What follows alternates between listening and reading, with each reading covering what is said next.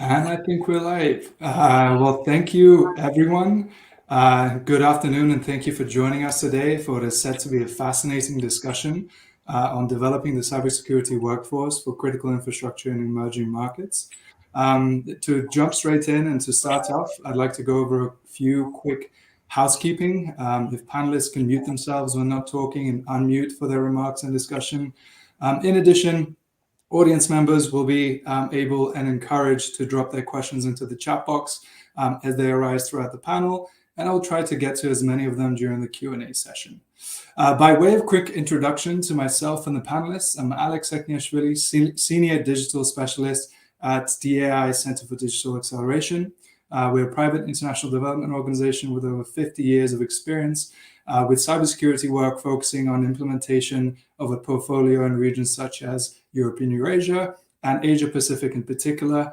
And I encourage the audience to explore several contributions to the industry in the form of thought leadership at Digital@DAI blog, in addition to digital insight papers, as well as contributions to pivotal documents released just this past year, such as the USAID Cybersecurity Primer.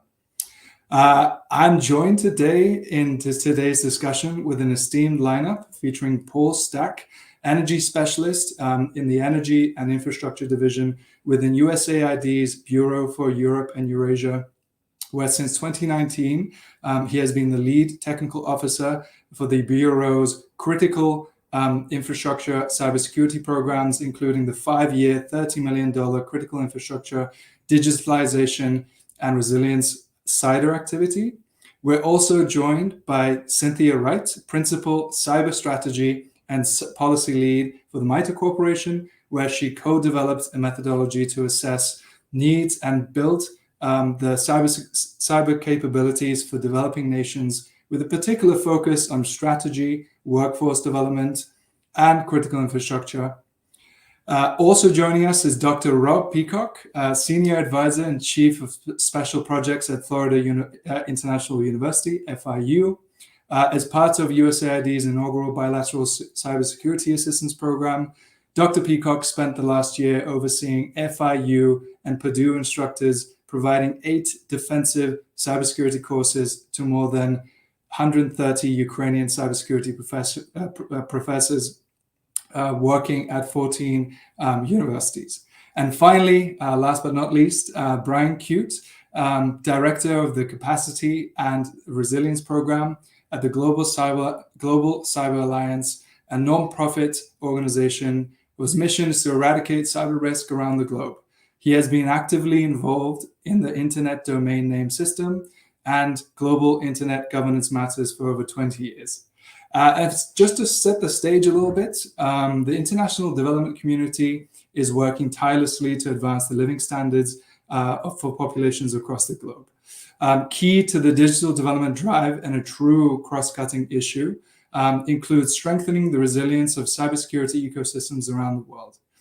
At the core of this issue, there are 16 critical infrastructure sectors that underpin the functioning of a country.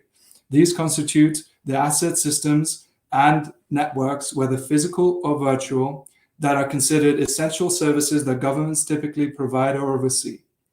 With an increasingly connected and interconnected industry, in particular due to the convergence of IT and operational technology, we're witnessing an expansion of the threat landscape with potentially devastating consequences without mitigation and cybersecurity resilience, leading to disruption and loss of service, finances, and even loss of life.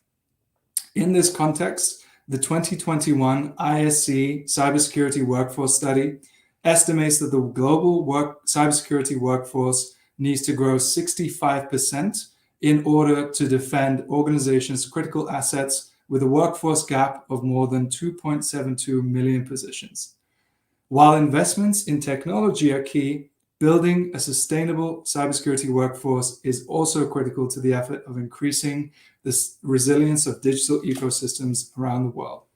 And without further ado, and to jump straight into insights and discussions from our experts, who you're all here to hear from, I'd like to engage all participants in giving us their insights into challenges and opportunities in developing critical infrastructure cybersecurity workforce in emerging markets, using examples from different countries, regions, and potentially different cybersecurity critical infrastructure sectors. And we'll go around with each panelist, starting with Paul, followed by Cynthia, then Rob, and finally Brian. Over to you, Paul.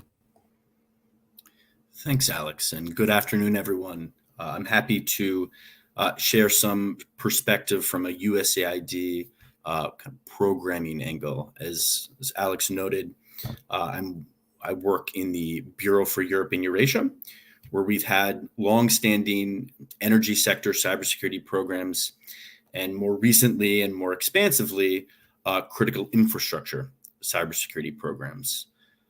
Those programs cover governance, working with critical infrastructure operators, host governments, information sharing, and yes, workforce development, which we see as a cross-cutting and essential component of all the work that we do.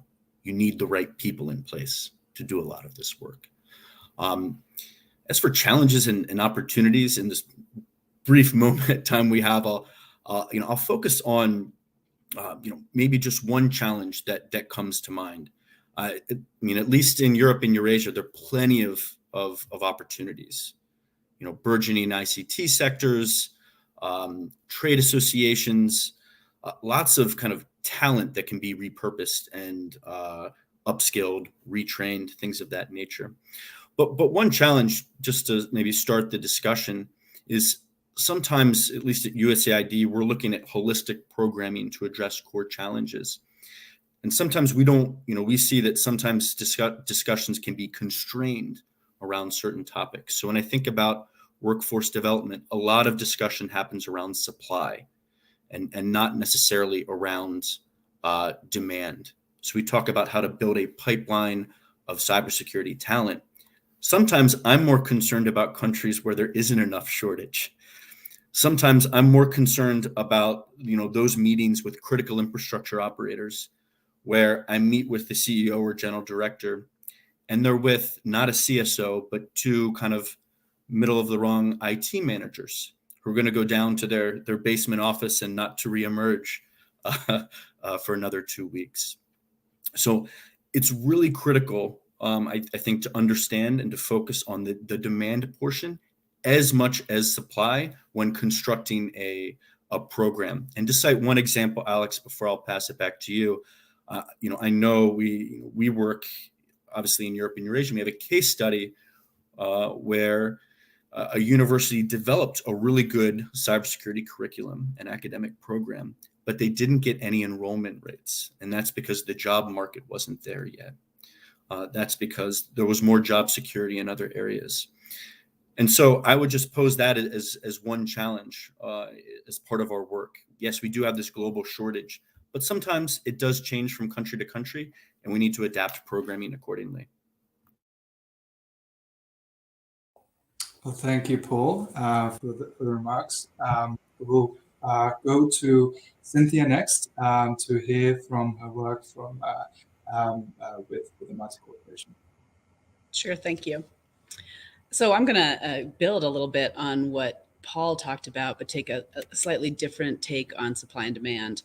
The workforce development model that you heard referenced in the introduction that MITRE has developed for the State Department focuses a lot on the relationship between supply and demand, but from a slightly different perspective. One of the things that we found is that there's a pretty significant mismatch between supply and demand, between what employers think that they want and the programs that kind of align with what they think they want and what employers actually need. We find that where countries are focused on workforce development, which is by all means not all countries, but where they are focused on that, they tend to go straight to university programs and look for those kinds of 4-year degrees or pretty advanced programs. Whereas what we have found in our research is that most of the skills that most employers need, whether that's critical infrastructure or retail or government or anyone really, are what the Aspen Institute calls middle skills. And those are your fundamental build and secure a network, system administration, help desk and tech support, database management, those kinds of skills that are very, very amenable to a lower level of training. I guess I'll use the word training rather than education necessarily. Very amenable to upskilling, reskilling.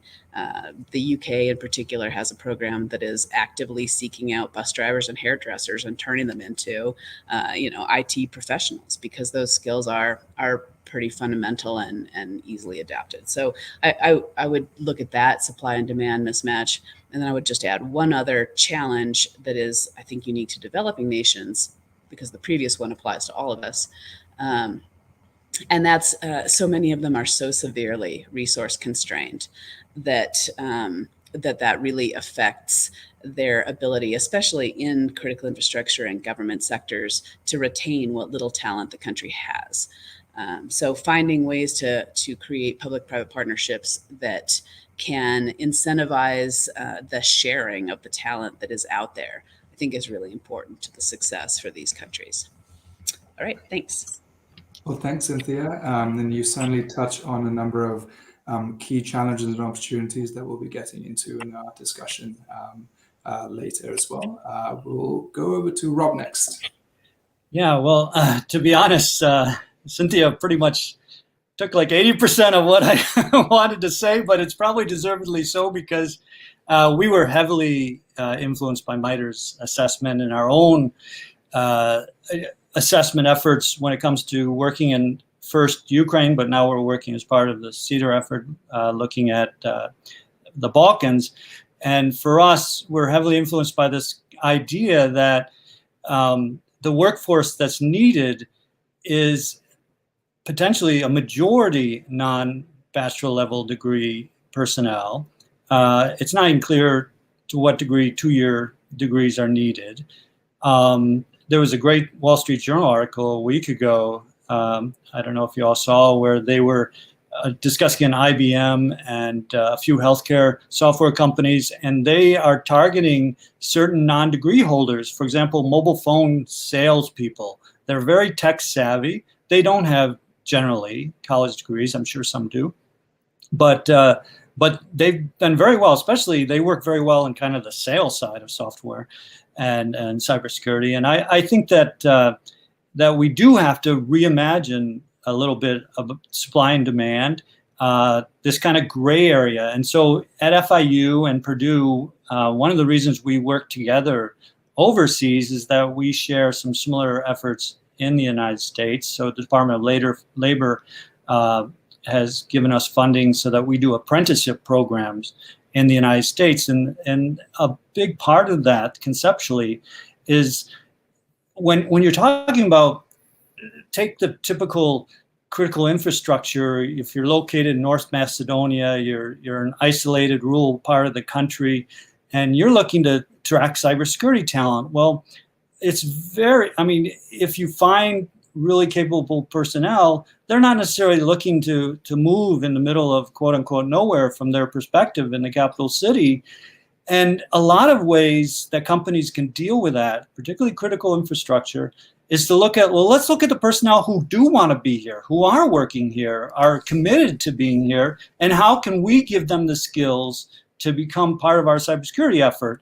And so that's something we're trying to build into our CEDAR effort, and also in Ukraine as well, where we're, prior to the current suspension, we've been working to try and get non-traditional students into our program. So that's all I wanted to add. Thanks. Thank you, Rob. And certainly seems like there are a number of opportunities that may constitute a scale of the degree of lift that may be required, from accredited programs to shorter training and other types of certifications and so on. Brian, I'd like to go over to you to provide your perspective next. Thank you very much, and happy to be here today with you all.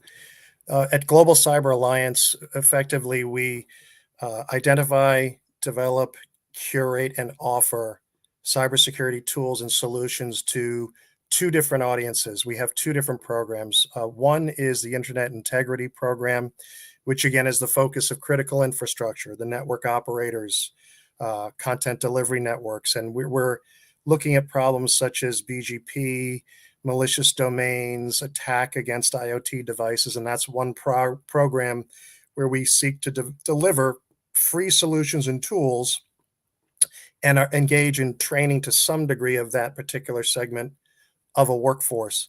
In the program I'm in, the Capacity and Resilience Program, we focus on end user communities. So in that capacity, we develop what we call toolkits, a collection of free tools that can help small businesses, mission-based organizations, journalists, election officials, or individual users. And each of those toolkits are customized to that respective user community and their particular needs. The challenge that we face, being structured as we are and what the resources we have, is getting these tools into the hands of the users at scale.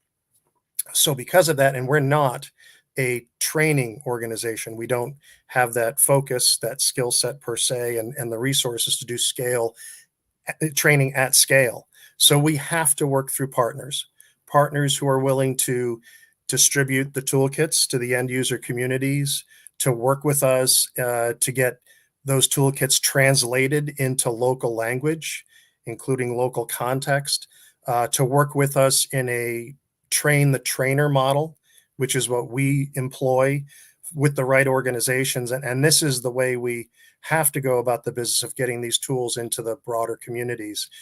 And I'll speak in greater detail about a couple of examples of how we've done that, but that's our particular challenge. And in any partnering context, finding the organizations that are the right ones, that have a direct one-to-one relationship with that user community at scale, that share your values and principles, that are looking to offer them the education, training, and use of tools in a way that's going to benefit them in and of itself in terms of capacity and resilience.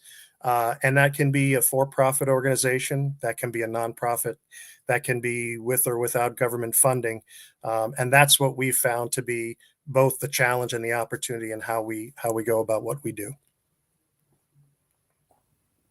Well, thank you very much, Brian, and certainly touches on multi-stakeholder public-private collaboration that is at the key of both challenge, but mostly an opportunity in developing cybersecurity workforce for critical infrastructure in emerging markets and also domestically as well.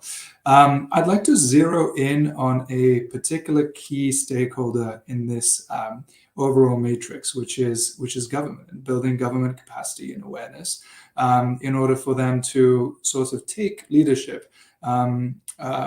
So my question is how, and we'll start off with Cynthia. I'd like to get Paul's perspective and anyone else that wants to jump in as well, is how have governments been able to adapt, prioritize, and create greater awareness for the importance of workforce development through targeted assistance and donor programs. And I know that this is key to what the MITRE framework is working on and how you work with different stakeholders in government as well. So Cynthia, I'd like to hear your thoughts first, and then I'd like to go to Paul as well for his insights on this. Sure. We work pretty much exclusively with governments because that's MITRE's charter. So that is kind of our sweet spot. I would say that many governments are really just waking up to this need and haven't necessarily done a lot, gone very far down this road. In fact, I think in many cases, it's the donor and assistance organizations kind of bringing their offerings to government to say, hey, we've got this. For instance, in cybercrime, the EU has a really good program for training judiciary and law enforcement. Different donors and assistance organizations have different focus areas, all of which are great. Others focus on STEM education at primary school levels, things like that. So I think that some of that is just making the connections between governments and the potential donors and assistance organizations. I think one more area, though, is helping them understand how there's a need to communicate to the entire community. That cyber is not an ICT thing; it is a whole of economy thing, and trying to get youth in particular, who are going to be the workforce imminently in the next couple of years, to understand that it's not all about geeking out in front of a game terminal in a cyber cafe or whatever. It's relevant to whatever they want to do. They want to go into business, there's going to be a cyber component. They want to go support the tourism industry, there's something there. Mining and manufacturing, something there. Any kind of critical infrastructure, government, marketing, sales, anything they're interested in, we have to help them understand that that's the message to pitch, that digital skills are the future in every industry, not just in ICT or something that they might perceive as geeky, particularly, I think, for women in this space. I'm going to go ahead and quit there and turn it over to the next person in the interest of time.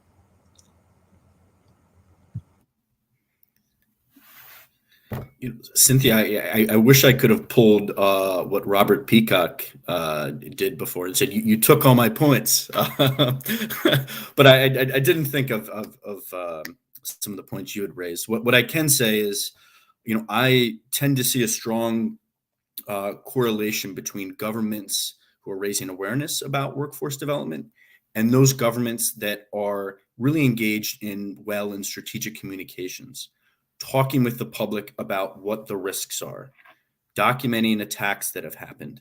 If they are talking about cybersecurity with the public, with critical infrastructure, they're raising awareness about the importance of cyber, and hence are better positioned to talk about the need for workforce development, to make some of the points that Cynthia had just raised. Governments are really well positioned in several areas, right? They have resources, they have a loudspeaker to that point, and they have convening power. So one area where I think we're certainly exploring through our critical infrastructure cybersecurity mechanism is to replicate one of the successful models we've seen in the U.S., which is the sector coordinating councils, but more broad at a governmental level, bringing together government, private sector, academia. Yes, to work on policies, to think through standards, information sharing, but also workforce development. So I know others are going to tap into the topic of public-private partnerships, but it is really critical to leverage resources writ large. Well, thank you, Cynthia and Paul. Yeah, I think you both touch on some really targeted points and key opportunities with working with governments, and also incorporating challenges that they may be facing with regards to resource constrained environments that was brought up earlier as well. That can be overcome with certain external interventions, in addition to working with local stakeholders on that front too.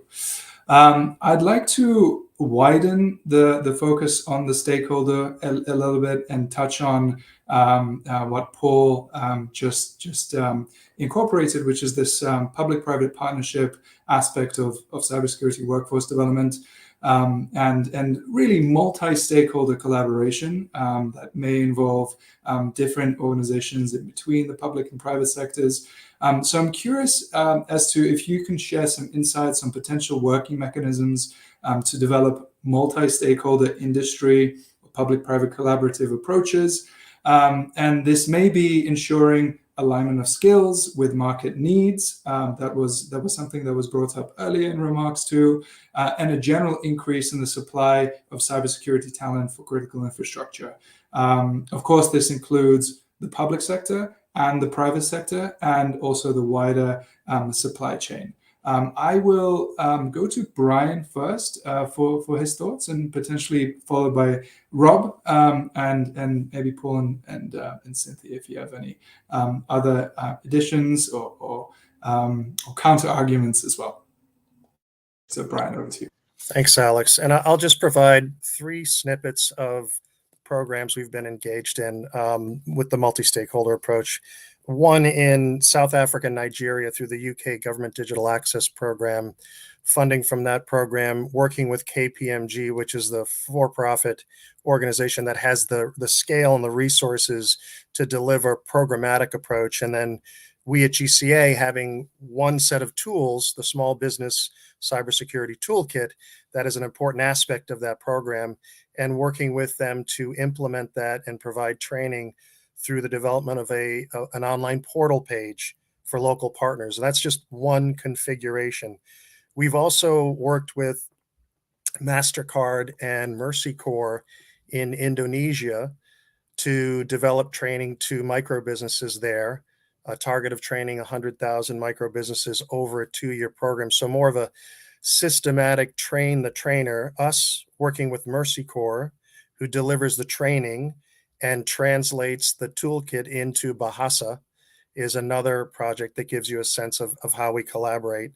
And then also in Liberia, working with a number of NGOs on the ground to provide a one-day workshop for women-owned businesses that was held in Monrovia, again, with local partners who provide the context, the translation as needed, and the toolkit presented in a way where there's training and there's follow-up and a sense after the training that there's been successful implementation and increased capacity. So many different ways to do this, and just 3 examples for you. Thanks, Brian. And yeah, you've certainly touched on an important kind of corner of this, which is the SME cybersecurity toolkit that touches on the supply chain and how important that is in ensuring cybersecurity resilience for the greater critical infrastructure and everything that feeds that from all different levels. Rob, over to you next.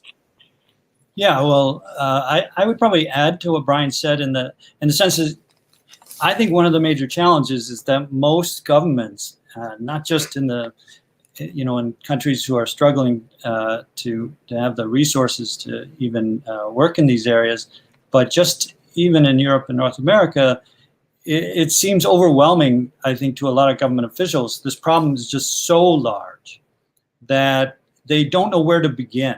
And I think with Brian, you just got an excellent example of kind of grassroots, let's just, start across a broad scale of organizations and individuals, because frankly, we all know the biggest weakness is the average citizen and the seriousness of which they approach cybersecurity and how they, behave on the job or in their personal correspondence and so forth. So I really would add that at the leadership level that we face, similar challenges. So in our context, FIU's been working on the NICE regional framework similar to NICE.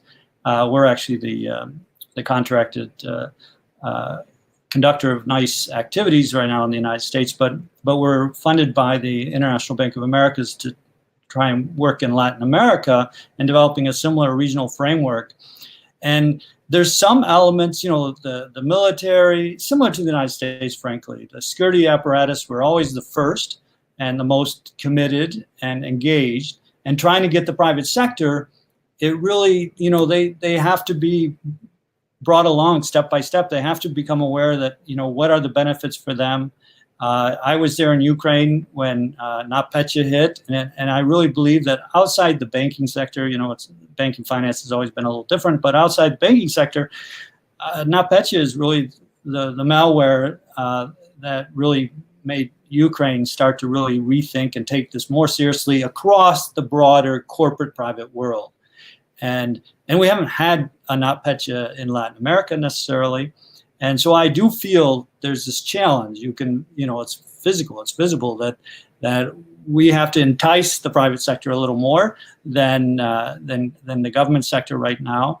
But I think that there's no other solution but, public-private partnership. That's it. Thank you, Rob. And I will open the floor for Paul and Cynthia if you have any further remarks on this. I know that both of your work really touches on this in private sector engagement. So Cynthia, I'll hand it over to you next. Thanks. I just want to, this is a slightly different take, not so much on the importance, but kind of on the how we approach public-private partnerships. And one of the things that we're focused on in our engagements is getting back a little bit to supply and demand, leveraging the demand signal of industry for the needs of the government, the whole ecosystem. So government has that convening power that Paul mentioned, and it doesn't necessarily have a whole lot else going for it. It's got some incentive, some ability to offer incentives through tax programs or, accreditation or a few things. It has a few things in its toolkit, but it's typically not big enough. It usually can't pay enough to really shift the training environment. So we try to encourage government to partner with industry, whatever the local industry is, again, whether it's tourism or mining or whatever it is, they have some kind of digital thing, and help them figure out that they have the same needs. They have those same needs for those middle skills that we were talking about earlier. And we use the NICE framework to help them find common terminology and agree that they are in fact looking for those same things, because so many employers develop their cyber workforce job requirements based on the lens of their industry sector. And so it's not necessarily obvious to them that they're all talking about the same thing. So trying to bring them together with government, get them on the same page. We use NICE at the very highest level, at the, general, the highest categories, maybe down to the specialty level, but not much below that, just to get the common language going. And then once they're on the same sheet of music saying, yes, we all agree, these are the core things we need, then we try and make that next step of partnership with academia and training community to say, okay, this is what we need. How can you provide it? And how can we do that gap analysis to help figure out how we can all bring our different tools, the government incentives and industry training programs like work study and academic and training programs tailored to micro certifications or whatever is appropriate to the context. So that's kind of how we see the how of public-private partnerships. And over to you again. So thanks, Cynthia. And you certainly introduced an interesting aspect of this, which is the fact that the private sector doesn't necessarily have to be thought of as the technology sector and the ICT sector alone in when engaging with industry. Clearly, a wide array of companies are digitizing, and they all have critical cybersecurity needs and workforce needs that feed into the general digital ecosystem that these countries have and are constantly trying to improve. Paul, I want to give you a chance if you have any further comments on this issue. No, I think the other panelists made great points. But just to add in one example, maybe in a resource constrained situation, and we're all sort of resource constrained everywhere in some respects. But this is why, coordinating councils, public-private partnerships make sense, because even if you look at a specific sector like the electricity sector, your transmission system operators are likely more critical. They're going to have some more resources. And so bringing folks together, right, to see how those resources might be able to assist downstream, talent acquisition, retention, training programs. It's kind of an all hands on deck, because, if you look at any different sector across, any continent, you're going to see disparities within a sector. You're going to see advantages to pull resources across sectors as well. So. Oh, thank you, Paul, and thank you for everyone. I think this is a very critical aspect of really building up cybersecurity workforce, and not just in critical infrastructure, but this all-around, multi-stakeholder public-private push in order to expand opportunities, to expand the workforce, and this leads me onto a question and a theme regarding diversity and inclusion. I'm curious from the panelists as to what you have seen in terms of the state of play in diversity, equity, and inclusion. For instance, opportunities for women in the cyber workforce that really differ in many different environments. and where the opportunities are to diversify the field to ultimately expand the pool of talent for critical infrastructure operators and potentially the wider cybersecurity sector as well. I'd like to hand this over to Cynthia first, and then I'd like to get Rob's comments as well, and the other panelists. Okay, thank you. So I think we see the same issue that everyone sees, particularly with women. They're not in this sector as much as they could be, and that it's a huge untapped pool of potential talent. I think a lot of the reasons for that are cultural. A lot of, I think everyone by now has seen the statistic that that for many jobs, men will apply for a job requirement if they meet like 60% of the requirements in the job, but women have to meet or exceed 100% before they feel like they're capable of doing that. And that, combined with the fact that employers are over-speccing their job requirements and asking for crazy things like 4-year degrees and 6 years of experience and all these certs, means that there's already those kind of structural barriers in place that are keeping women out. And then I think women are also more inclined to get into this field and then migrate sort of into cybersecurity if they are introduced to it in the way we talked about earlier, which is that cyber isn't for coding in the dark. It's for everything. And if we can introduce girls at an earlier age to the idea that there are digital skills in anything that they might want to pursue, then I think we can catch that interest. It's not unfeminine or uncool or geeky or mathy or whatever to pursue digital skills. It's an important career step. It's what you do if you want to go into business of any kind. And I think that trying to focus away from cyber security and more on cyber for what is it that we're trying to do? Because whatever it is you're trying to do, there's a hook there. And if we can build that into programs for women and girls, we can draw them a little bit over more into this IT, and then hopefully increasingly into cybersecurity. So I will leave it to others to address some of the approaches to that. Thanks.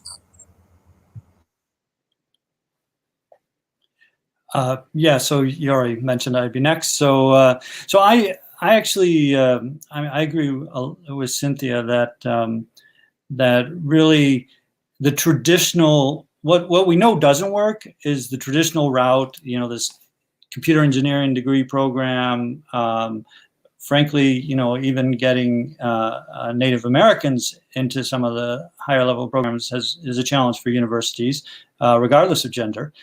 And I think that it's something where we really have to start thinking more in terms of this gray areas we were talking about. How can we, first of all, we don't necessarily need to think within the box when it comes to hiring a lot of cybersecurity personnel. I actually am pretty optimistic when it comes to this field of science. I have a daughter that's in the science field, and I'm very aware of a lot of the challenges and a lot of what she faces.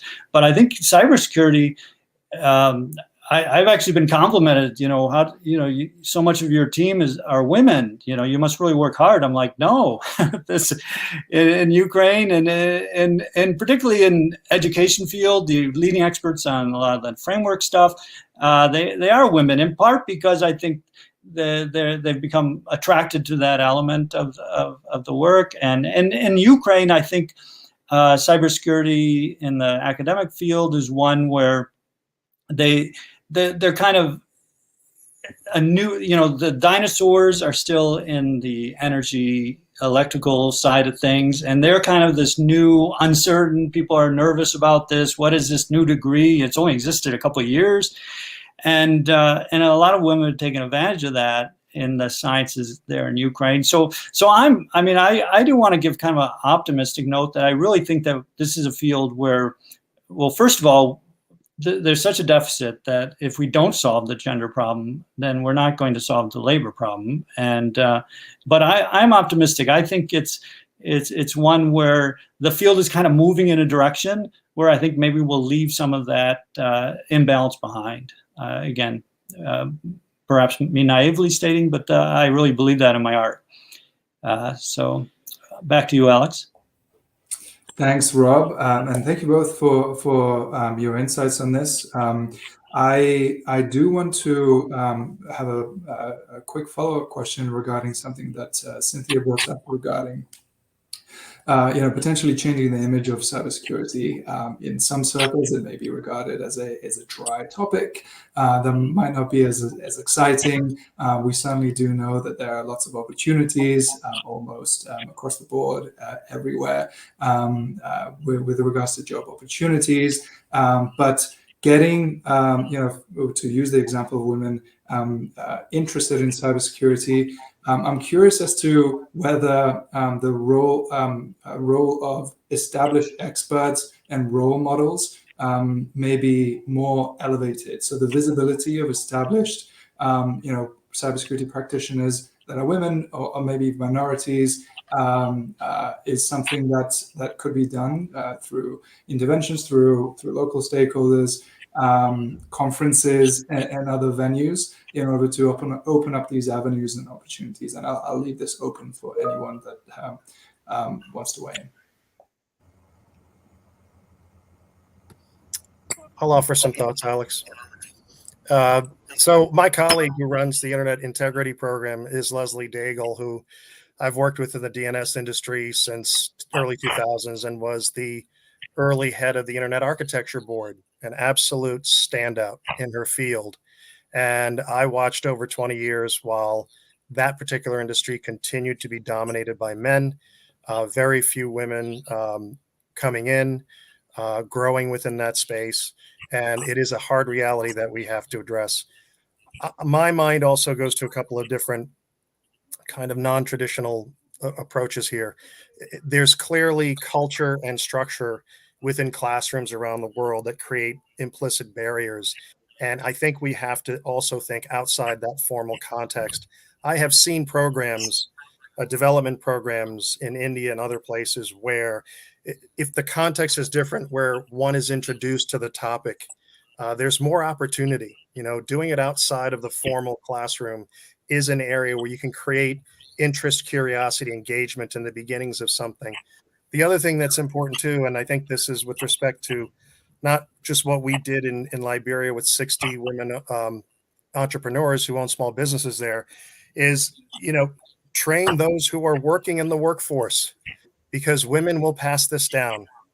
They will pass it to their colleagues. They will pass it down. It's incremental. It takes more time, but we have to think in the more creative ways to increase the engagement, increase the participation, and really accelerate this as it needs to be. Oh, thank you, Brian, and thanks for using that very specific example from Liberia, where lots of important work can be done regarding this field. Paul, once again, I want to give you an opportunity. I do have another question lined up, but I know that you're also engaged on this angle. Certainly, and I think Cynthia, you brought up that a lot of this is cultural and behavioral, and I think one way to break these norms is to see women in leadership positions. In Europe and Eurasia, you do see a lot of talent coming in entry-level positions, in kind of the middle positions.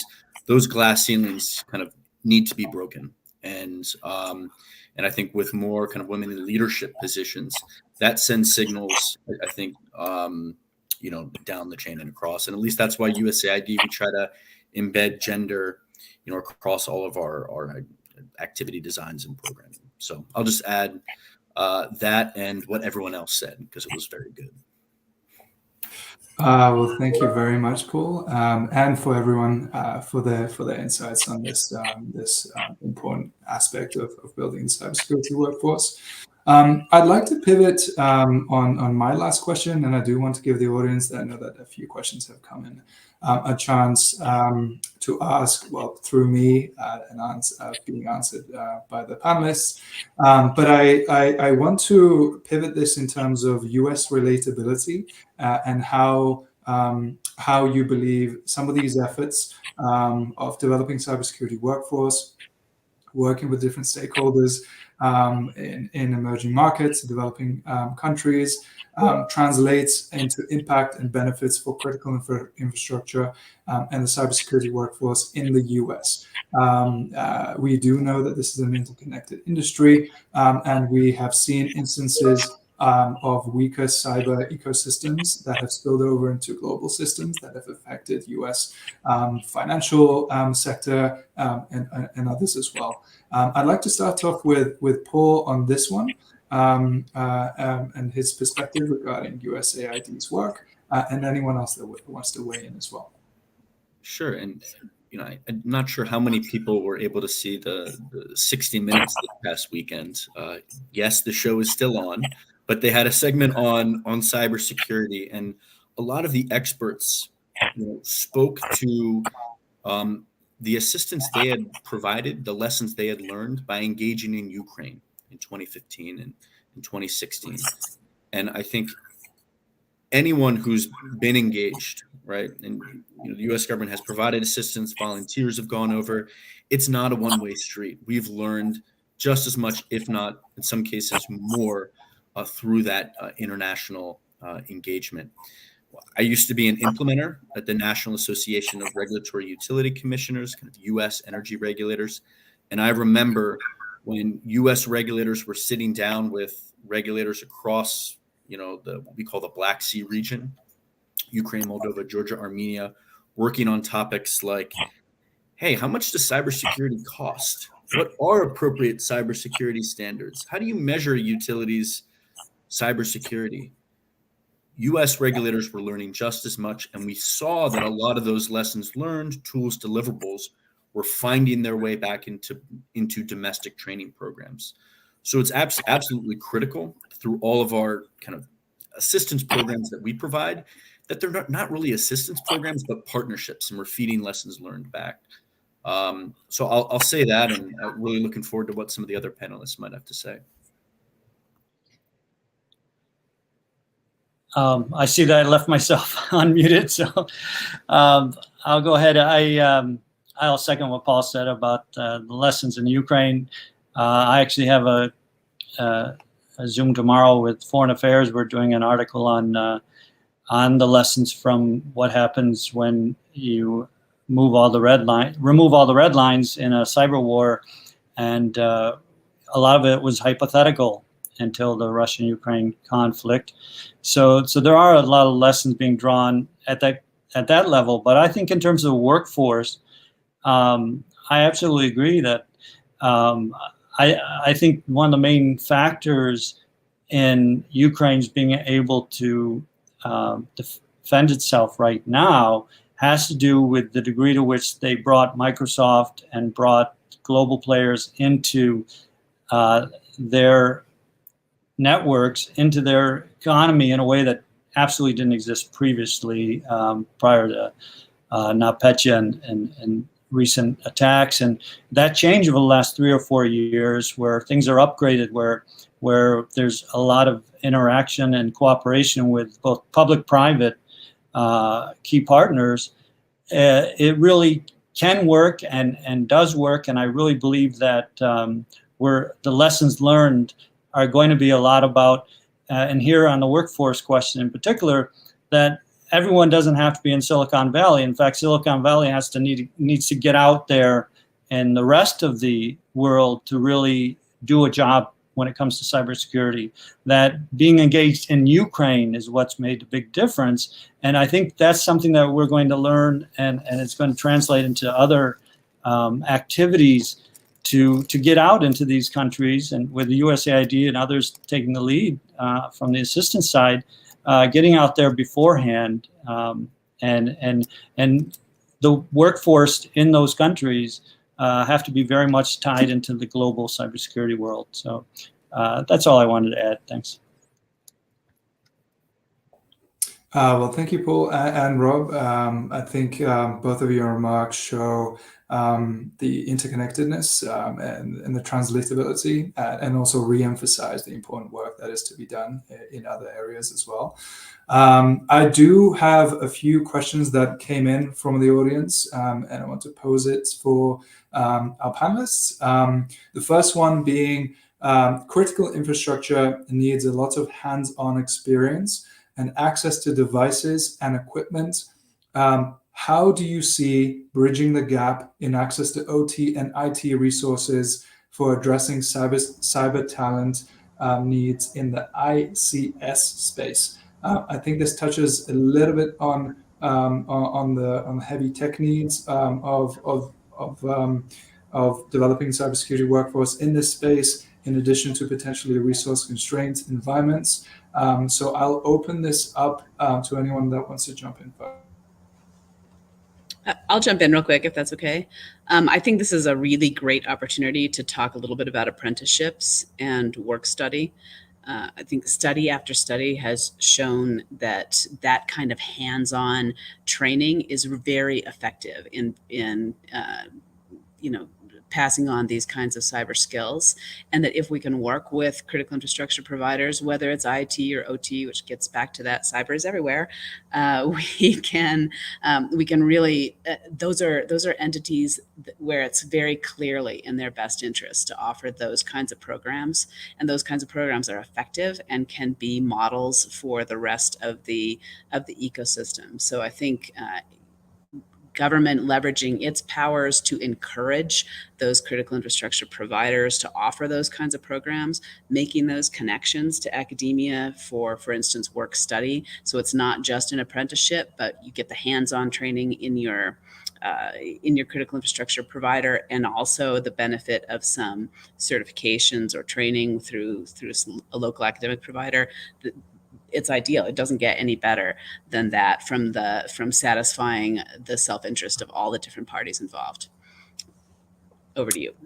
Thanks, Cynthia. And I do know that Rob, I presume, has a lot of thoughts on this with regards to the practical aspect of the work that he does. So, Rob, I'll give you a chance to respond as well. Yeah, I mean, I totally agree with what Cynthia had to say. I really think that we've just got to get outside the box when it comes to developing workforce, because it's, OT is a great example. I mean, the system of education we had in the United States, it was never ever intended to develop OT security expertise. I mean, it's totally a mismatch with what we need and what we produce.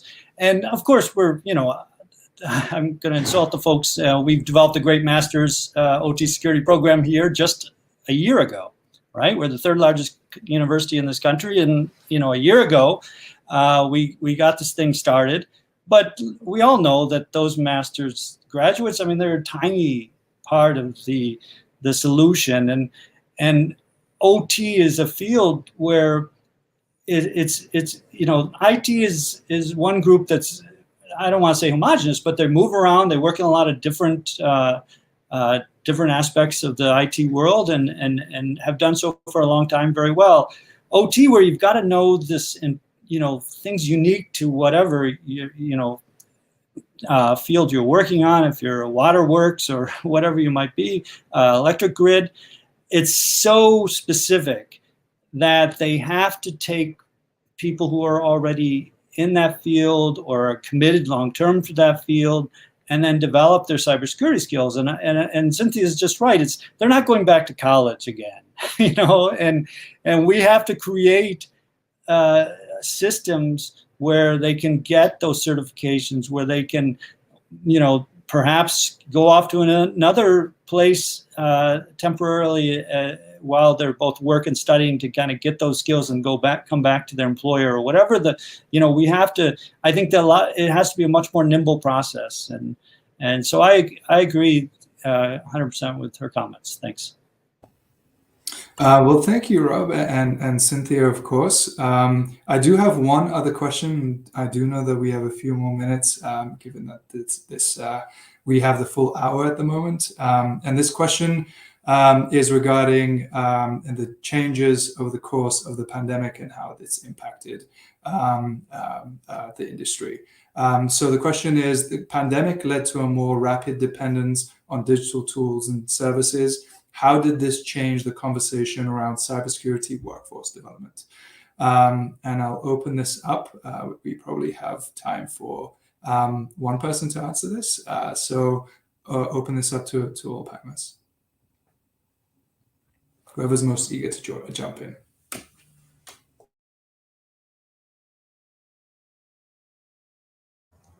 Well, if no one's going to talk, I will.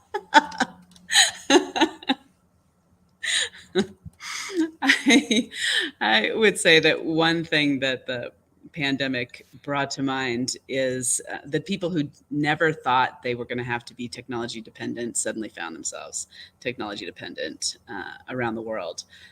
So I think that's one aspect of it on sort of the demand side, I guess. And I think in addition to that, many governments found that they needed to offer things, and employ other employers too, but governments from a critical infrastructure, critical information infrastructure perspective found that they had to offer things in a technological way that they didn't before.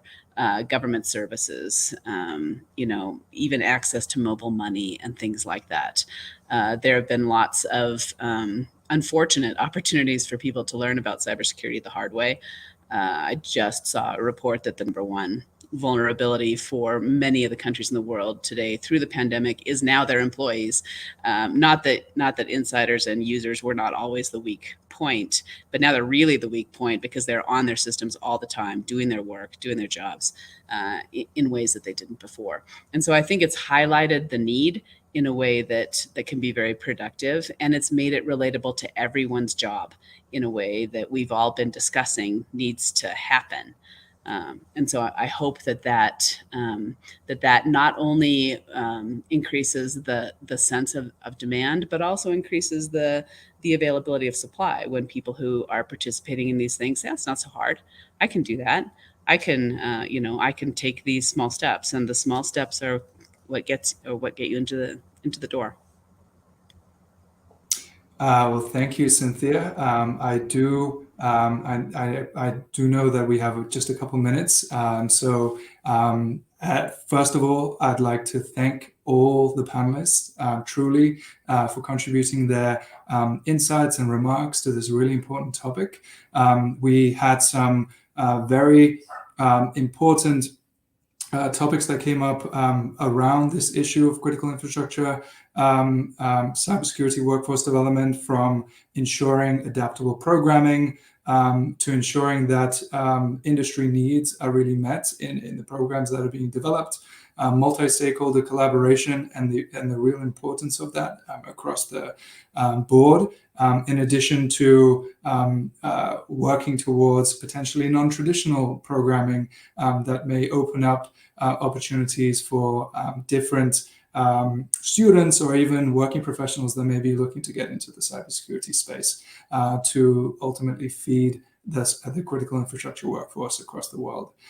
So once again, thank you so much. And with that, I'd like to wrap up. And I know that there are further remarks on their way. And I'd like to thank the organizers, the Cyber Future Foundation, for hosting this important discussion. Well, thank you so much, Alex, Robert, Cynthia, Brian, Paul. This was a fantastic conversation, and a lot of those that tie back to the initiatives and threads that we have. And I heard the references to Ukraine. Just so we can collaborate on another platform, as I'm on the Council of Cybersecurity for UkraineNow.org. That's the largest volunteer organization evacuating those that are in the hospitals and those that are really vulnerable out of the harm's way, and of course directly connected to the infrastructure world as well. So very, very relevant panel for us and our community. So thankful for the work that you do, the insights that you shared. I'm sure this is just the beginning of a lot of work that has to be done. So we'll take the actionable inputs that you provided, and we'll make sure that we work with you along the way. Thank you again. Have a good rest of the day.